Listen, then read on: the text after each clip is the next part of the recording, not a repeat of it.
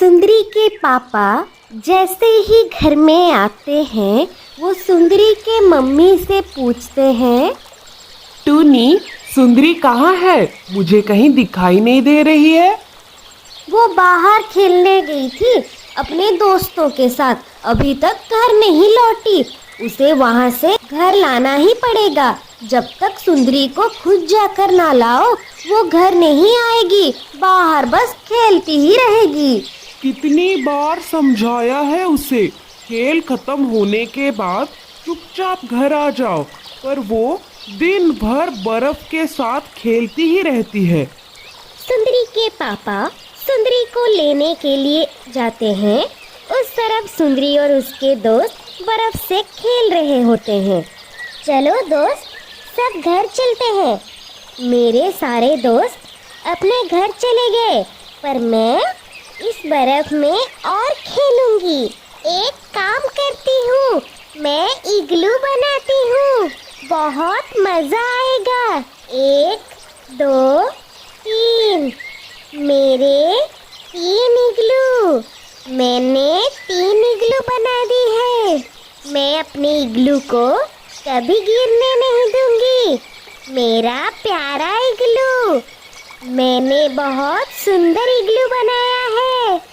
सुंदरी बर्फ वाली जगह पर ऐसे इग्लू बनाकर खेल रही होती है। तभी सुंदरी के पापा उसे लेने के लिए आ जाते हैं। सुंदरी बेटी, आप अभी तक घर क्यों नहीं गई? इधर अकेला क्या कर रही हो? चलो बेटी, शाम होने वाली है, मम्मा भी आपका इंतजार कर रही है। चलो हम घर चलते हैं। पापा देखिए, मैंने इग्लू बनाया है, वो भी बर्फ से। मैंने एक इग्लू मम्मा के लिए, एक इग्लू आपके लिए और एक मेरे लिए बनाया है। छोड़ो इन्हें बेटा, चलो हम घर चलते हैं, तुम कल खेलने आना। थोड़ा रुको पापा, मैं अपना इग्लू का दरवाजा पत्तों से बंद कर देती हूँ।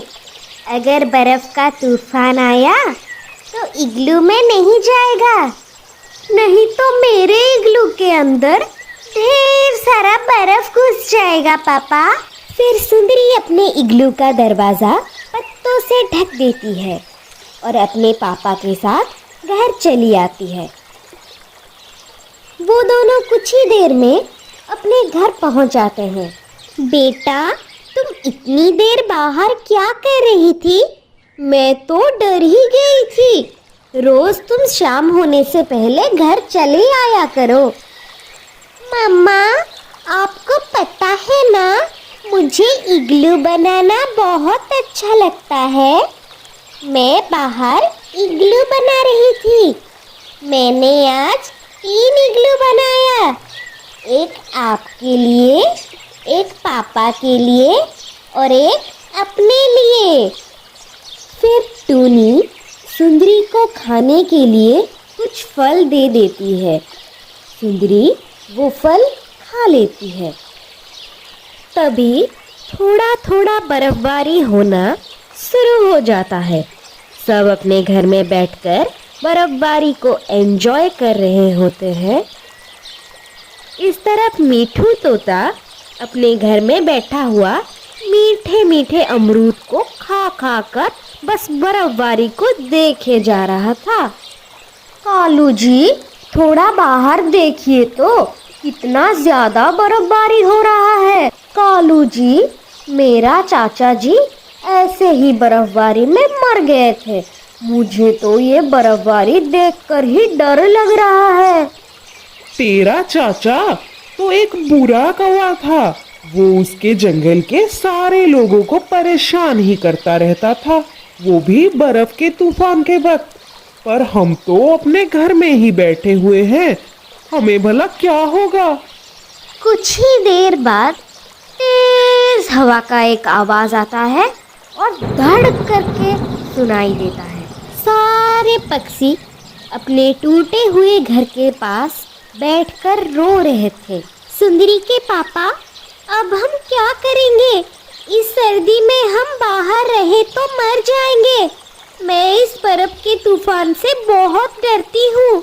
जब भी ये आता है सारे पक्षियों का घर तोड़ जाता है। थोड़ा हिम्मत से काम लो टूनी, सब कुछ धीरे धीरे ठीक हो जाएगा, तुम चिंता मत करो। उस वक्त सुंदरी का ध्यान अपने इग्लू के तरफ ही था। मम्मा, पापा, आप मेरे साथ चलिए। आज की रात हम मेरे बनाए हुए इग्लू में ही गुजार लेंगे। बेटा, क्या वो इग्लू इस मौसम में भी रहने के लिए सुरक्षित होगा?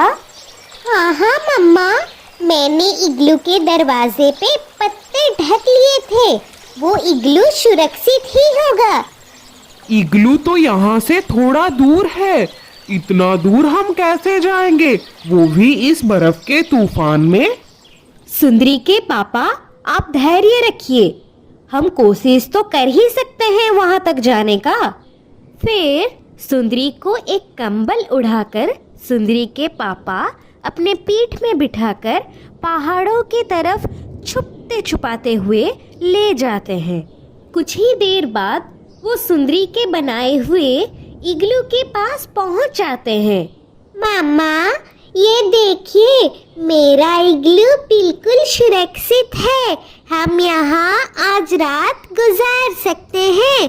मम्मा, ये आपका, ये पापा का, ये मेरा।